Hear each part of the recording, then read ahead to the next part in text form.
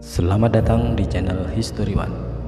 Pada kesempatan kali ini, kami akan melanjutkan cerita tentang konflik yang terjadi di Kesultanan Langkat yang terjadi pada masa awal kemerdekaan Republik Indonesia.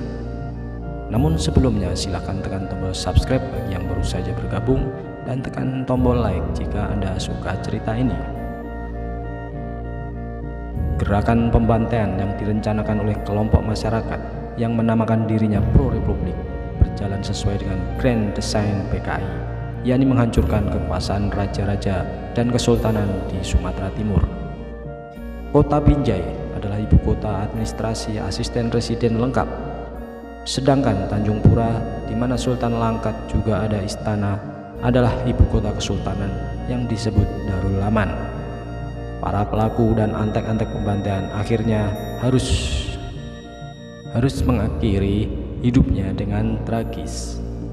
Berikut adalah beberapa nama pelaku pemberontakan dan terlibat dalam pembantaian pada revolusi sosial tersebut.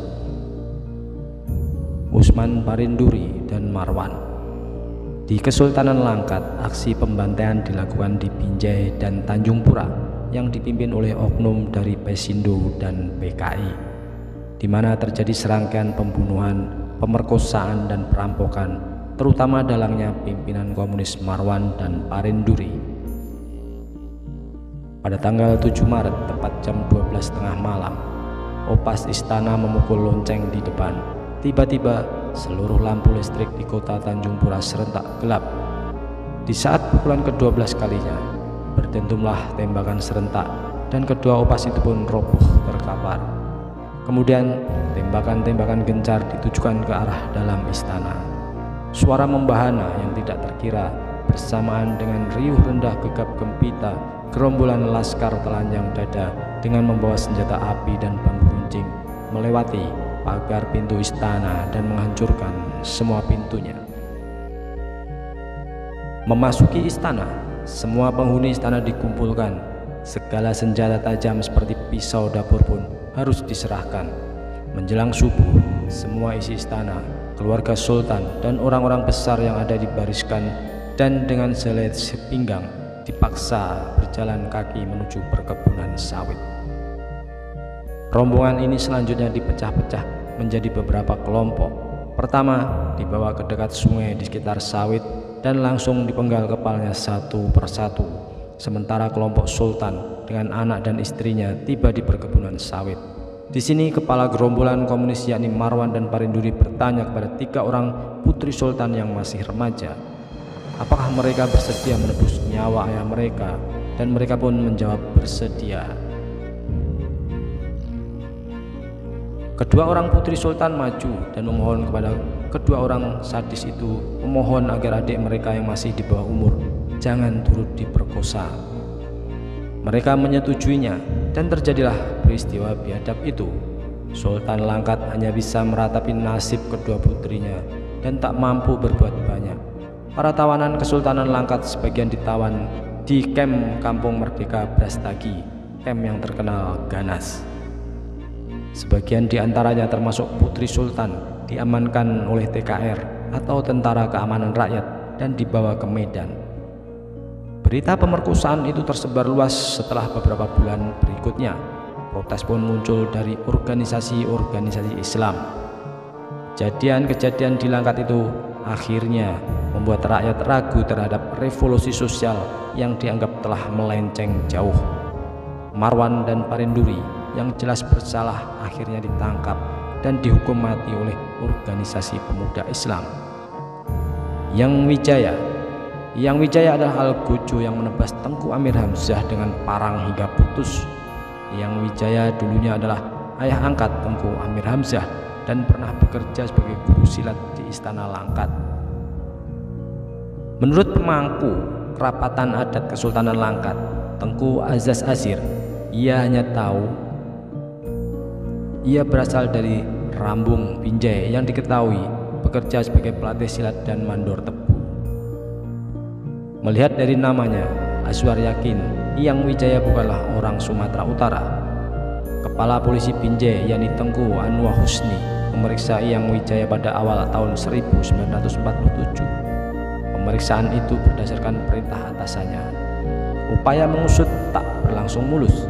Rupanya orang-orang kiri berusaha menghentikan pemeriksaan itu dengan cara melobi tokoh-tokoh sosialis di Jakarta. Dan upaya ini berhasil hingga tak berapa lama muncul perintah baru dari pemerintah pusat yang isinya meminta pemeriksaan terhadap Iyang Wijaya dihentikan. 2 tahun kemudian, berdasarkan instruksi pemerintah negara Sumatera Timur, kasus Iyang Wijaya kembali diusut. Pemeriksanya adalah Jaksa Lubis. Berbeda dengan sebelumnya, kasus Iyang Wijaya dilimpahkan ke Pengadilan Binjai.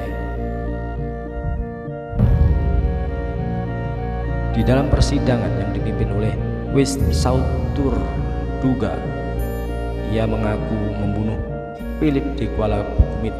Yang membuat banyak orang terkejut adalah ia juga mengaku mengeksekusi Amir Hamzah.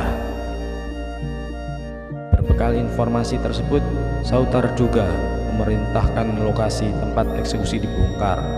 Selama persidangan, Iyang Wijaya mengaku bersimpati kepada Amir Hamzah.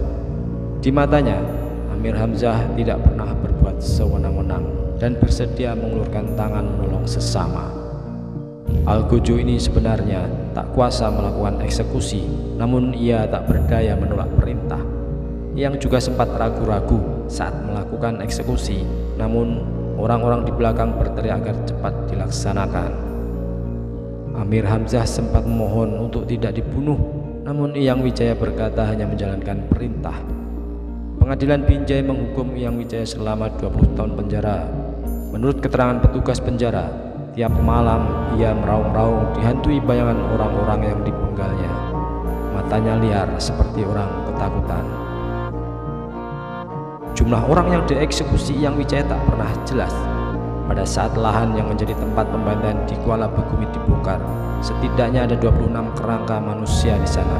2 diantaranya adalah Amir Hamzah dan Philip Simanjuntak.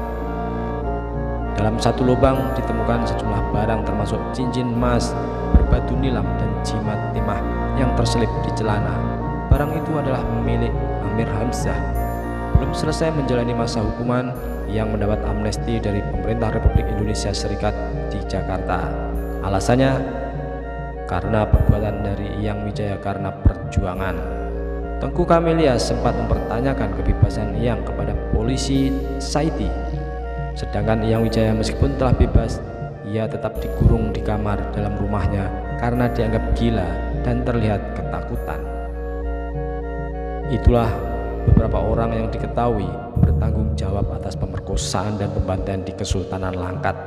Selain itu, para pemberontak yang ditangkap dipenjarakan, tetapi setelah beberapa hari mereka dibebaskan dan dipulangkan oleh pemerintah dengan membawa uang dan pakaian.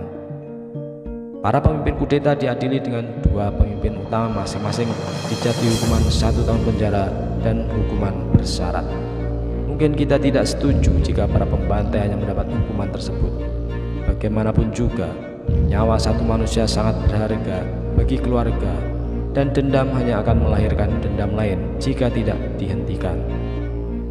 Semoga kisah sedih ini menjadi pelajaran berharga bagi kita. Semoga paham-paham komunis tak lagi beredar di negeri ini. Ingat, jangan telan mentah-mentah informasi yang kami sampaikan. Jika tidak suka, abaikan saja. Karena kita adalah manusia, buat salah dan dosa. Terima kasih.